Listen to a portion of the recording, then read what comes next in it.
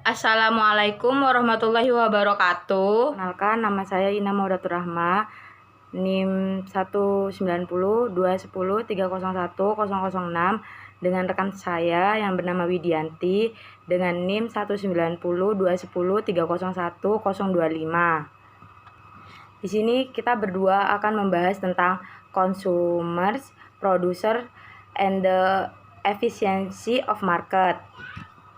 Yang pertama akan dibahas oleh saya. Kita akan membahas tentang surplus konsumen. Nah, sebelum kita membahas tentang surplus konsumen, kita harus mengetahui terlebih dahulu arti konsumen. Nah, konsumen sendiri adalah setiap orang pemakai barang atau jasa yang tersedia dalam masyarakat, baik bagi kepentingan diri sendiri, keluarga, ataupun orang lain. Surplus konsumen adalah nilai kerelaan pembeli untuk membayar suatu barang dikurangi harga barang tersebut yang sebenarnya. Ukur surplus konsumen. Luas wilayah di bawah kurva permintaan dan di atas harga adalah besarnya surplus konsumen di sebuah pasar. Pada panel A, harga barang 80.000 dan surplus konsumennya 20.000. Maka konsumen tersebut rela membeli barang tersebut dengan harga 100.000. Sedangkan pada panel B, harga barangnya 70.000, surplus konsumennya 40.000. Nah, di surplus konsumen 40.000 ini, surplus konsumen 40.000 itu dibagi menjadi dua, di mana surplus konsumen untuk Beni 10.000, Beni membeli barang tersebut dengan harga 80.000, sedangkan Beni menjual lagi barang tersebut dengan harga 100.000 kepada Abdul dengan surplus konsumen 30.000 untuk Abdul. Setiap batas maksimum yang ingin dibayarkan oleh konsumen mengukur seberapa besar seorang pembeli menilai sebuah barang tersebut. Tinggi kurva permintaan mengukur nilai yang akan diberikan oleh pembeli terhadap barang, diukur dari kerelaan untuk membayar barang. Yang diukur oleh surplus konsumen adalah membuat penilaian normatif mengenai arah keinginan dari hasil pasar. Sekarang kita membahas tentang surplus produsen. Produsen dalam ekonomi sendiri memegang peranan paling penting di mana produsen bertugas memproduksi dan menyediakan barang kebutuhan pasar. Surplus produsen sendiri adalah keuntungan yang dicapai produsen ketika mereka dapat menjual barang yang melebihi harga terendah yang bersedia mereka terima. Rumus surplus produsen yaitu nilai yang diterima penjual dikurangi biaya penjual. Mengukur surplus produsen. Dalam mengukur surplus produsen ini, di sini dicontohkan ada panel A dan juga panel B. Pada panel A, harga produknya 600.000 dan surplus produsennya 100.000. Maka harga awalnya barang tersebut seharga 500.000 lalu dijual dengan harga 600.000. Produsen mendapatkan surplus sebesar 100.000. Sedangkan pada panel B, harga produknya 800.000, surplus produsennya 500.000. Surplus produsen 500.000 ini dibagi menjadi dua, yaitu untuk Latif dan juga Leni.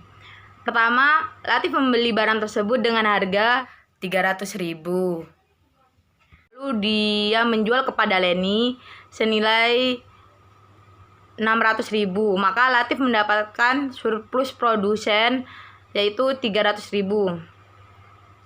Sedangkan Leni membeli kepada Latif dengan harga 600.000, lalu dia menjual lagi barang tersebut dengan harga 800.000. Maka Leni mendapatkan surplus produsen 200.000. Maka surplus produsen barang tersebut, penjumlahan antara surplus Leni dan juga Latif 300 ditambah 200, maka surplus barang tersebut yaitu 500.000. Wilayah di bawah harga dan di atas kurva penawaran adalah surplus produsen. Setiap orang bersedia melakukan pekerjaan jika harga yang mereka terima melebihi biaya yang mereka keluarkan untuk melakukan pekerjaan tersebut. Harga yang lebih tinggi akan meningkatkan surplus produsen. Menggunakan kurva surplus produsen untuk mengukur kesejahteraan penjualan. Baik, penjelasan selanjutnya akan dijelaskan oleh Widianti. Saya akan melanjutkan yang dijelaskan dari Mbak Ina. Efisiensi pasar merupakan bagaimana suatu pasar bereaksi terhadap suatu informasi untuk mencapai harga keseimbangan. Bentuk-bentuk efisiensi pasar. Ada dua. Satu, efisiensi pasar secara informasi. Dua, efisiensi pasar secara keputusan. Definisi efisiensi pasar berdasarkan nilai intrinsik sekuritas. Pasar efisien adalah pasar yang nilai-nilai sekuritasnya tidak menyimpang dari nilai-nilai intrinsik. 2. Definisi efisiensi pasar berdasarkan akurasi dari ekspektasi harga.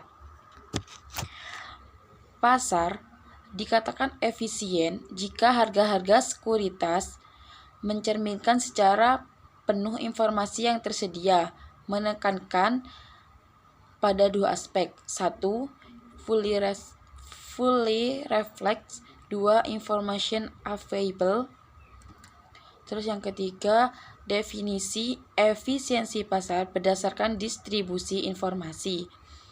Pasar dikatakan efisien terhadap suatu sistem informasi jika dan hanya jika harga-harga sekuritas bertindak seakan-akan setiap orang mengamati sistem informasi tersebut. Yang keempat, definisi efisiensi pasar berdasarkan pada proses dinamik. Pasar yang efisien adalah pasar yang harga-harga sekuritasnya secara cepat dan penuh mencerminkan semua informasi yang tersedia terhadap aktiva tersebut. Terus saya akan menjelaskan alasan pasar yang efisien dan tidak efisien. Terhadap beberapa alasan yang menyebabkan pasar menjadi efisien, ada 3. 1. Investor adalah penerima harga dan sebagai pelaku pasar. 2. Informasi tersedia secara luas kepada semua pelaku pasar pada saat yang bersamaan dan harga untuk memperolehnya murah. Ketiga, investor bereaksi dengan menggunakan informasi secara penuh dan cepat sehingga harga dan sekuritas berubah dengan semestinya. Setelah itu, adapun terdapat penyebab pasar menjadi tidak efisien ada 4. 1. Terdapat sejumlah kecil pelaku pasar yang dapat mempengaruhi harga sekuritas. 2. Mahalnya harga informasi dan akses yang tidak seragam antara pelaku pasar terhadap informasi yang sama. Yang ketiga, informasi yang disebarkan dapat diprediksi dengan baik oleh sebagian pelaku pasar. Yang keempat, investor adalah individual yang lugas dan tidak canggih. Sekian penjelasan dari kelompok kami. Kurang lebihnya kami mohon maaf. Wassalamualaikum warahmatullahi wabarakatuh.